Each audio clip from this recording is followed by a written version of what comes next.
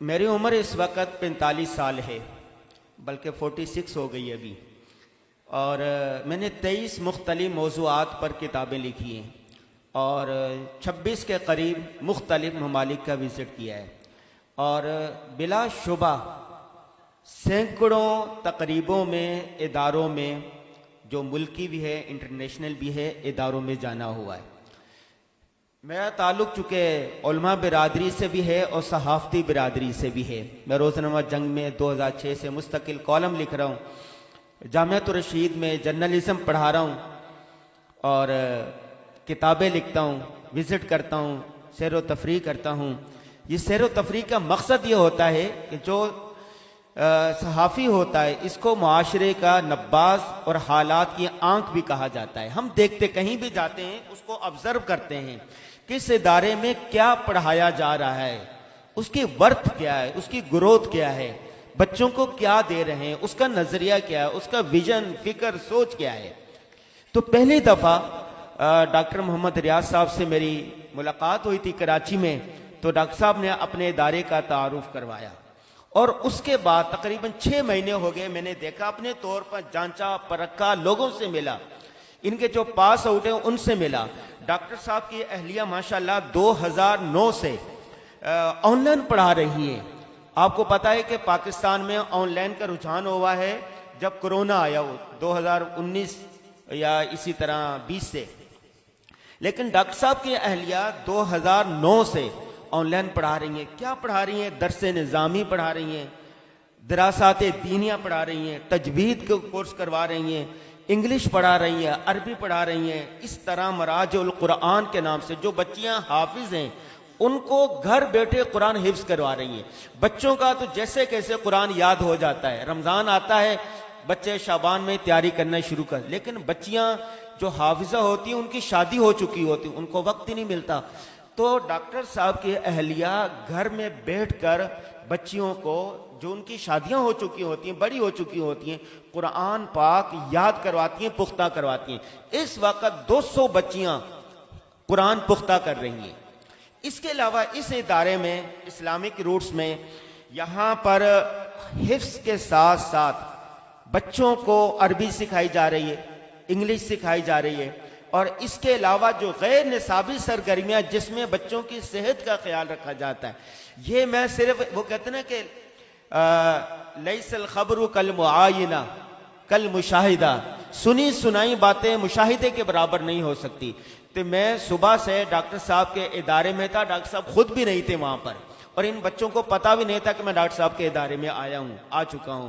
تو میں نے بچوں کو خود دیکھا، ان کی ایکٹیویٹی دیکھی، کس طرح یہ بچے ایک دوسرے کا خیال رکھتے ہیں۔ نماز کا وقت ہوا، بچے از خود آگے صف کے اندر کھڑے ہو گئے، اور بچوں کو یہ کہنے کی ضرورت نہیں پڑی کہ صف سیدھی کر لے۔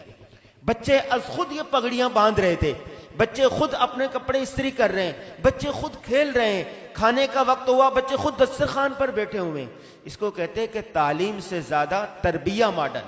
آج اداروں میں تعلیم ہو رہی ہے لیکن تربیت نہیں ہو رہی۔ مفتی اعظم پاکستان مفتی رفیع عثمانی صاحب، اللہ ان کی مغفرت فرمائے، آخری سال تھا ان کا، بیمار تھے بہت زیادہ۔ میں انٹرویو کے لیے گیا تو مجھے مفتی اعظم پاکستان نے ایک ہی بات کہی، میں نے کہا حضرت والدین کے لیے کوئی پیغام ہو، بچے بہت نافرمان ہو رہے ہیں۔ حضرت نے ایک بات کہی، کہا کہ دین پڑھائیں نہیں، دین سکھائیں بچوں کو۔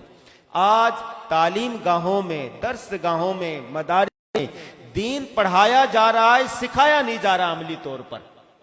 تو اس ادارے میں اور بھی چند ادارے ہیں جہاں پر دین باقاعدہ سکھایا جاتا ہے عملی طور پر، اور یہ تو اس وقت کام ہو رہا ہے۔ مستقبل کے منصوبے کیا ہے؟ ڈاکٹر صاحب نے تو ایک دفعہ بیان کر دیا، مزید یہ ہے کہ اس وقت شعبہ حفظ، ناظرہ، عربی، انگلش اور درس نظامی، دراسات دینیہ، تجوید، ختم نبوت کورسز، مراجع القرآن، یہ تو چل رہے ہیں، آن سائٹ بھی چل رہے ہیں، آن لائن بھی چل رہے ہیں۔ مستقبل کے منصوبوں میں درس نظامی باقاعدہ طلبہ اور طالبات کے لیے، اور اسکول ہوگا میٹرک تک کہ جس میں باقاعدہ تعلیم اور تربیہ ماڈل ہوگا، دینی اور عصری تعلیم دونوں کو ایک ساتھ لے کے چلیں۔ تعلیم اور تربیت، یعلمہم الکتاب والحکمہ، نبی صلی اللہ علیہ وسلم کو حکم دیا گیا وہ تعلیم بھی کرتے ہیں اور ساتھ حکمت کی باتیں بھی سکھاتے ہیں، تربیت بھی سکھاتے ہیں، بتاتے بھی ہیں۔ مجھے یاد آ رہی ہے ایک حدیث پاک، ایک صحابی رسول کا یہودی کے ساتھ بحث مباحثہ ہو گیا۔ یہودی نے کہا کہ تمہارے نبی کیسے ہیں کہ تمہیں یہ بھی بتاتے ہیں کہ باتھ روم میں کیسے بیٹھنا ہے؟ تو صحابی رسول نے فخر سے کہا کہ یہ تو ہمارے لیے اعزاز کی بات ہے کہ ہمارے نبی نے پیدائش سے لے کے موت تک قدم بقدم رہنمائی کی ہے کہ ایک مسلمان کو زندگی کیسے گزارنی ہے۔ میرا چھوٹا بچہ تھا تو وہ واش روم گیا تو میں دیکھ رہا تھا، میں نے ان کو کہا کہ بچے سنت کے مطابق واش روم جائیں، دعا پڑھیں، کون سا قدم پہلے رکھنا، نکلیں گے کون سے۔ بچے نے کہا کہ ابا آپ نے مجھے کبھی بتایا ہے کہ واش روم میں کس طرح جانا ہے؟ جب ان کو کہا کہ آپ سنت کے مطابق سوئیں تو انہوں نے کہا آپ نے کبھی ہمیں یہ بتایا ہے کہ سنت کے مطابق کیسے سونا ہے؟ جب ہم دو بھائیوں کی آپس میں لڑائی ہو گئی، جھگڑا ہو جاتا ہے بہن بھائیوں کا، تو جھگڑا ہو جائے تو بہن بھائیوں میں صلح کس طرح کرنی ہے کبھی ہم نے بتایا ہے آپ کو؟ بتایا اپنے بچوں کو؟ نہیں بتایا۔ تو بچوں کو ساری چیزیں بتانی چاہیے۔ اصل تو یہ ہے کہ والدین خود کریں، خود بتائیں، خود ان کو معلوم نہیں ہے فَاسْأَلُوا أَهْلَ الذِّكْرِ إِن كُنتُمْ لَا تَعْلَمُونَ، اہل علم سے پوچھ لیں، جن کو پتہ ہے ان کو بچ لیں۔ بلکہ والدین کو جتنے لوگ بیٹھے ہیں ان کو بھی چاہیے کہ شارٹ کورسز کریں۔ رمضان آ رہا ہے، رمضان کیسے گزارنا ہے اس کا کورس کریں، زکوٰۃ کیسے دینی ہے اس کا کورس کریں۔ آج کل ضرورت اس بات کی بھی ہے کہ طلاقیں بڑھ رہی ہیں، میاں بیوی نے کیسے رہنا ہے آپس میں، لڑائی جھگڑا ہو جائے تو صلح کیسے کرنی ہے، یہ کورس بھی کرنے چاہیے۔ بہرحال ڈاکٹر صاحب کا جو ایک ویژن ہے، ایک فکر ہے، ایک سوچ ہے، اس کو خراج تحسین پیش کرتے ہیں، اور اس کے ساتھ دامے درمے قدمے سخن تعاون کرنا چاہیے۔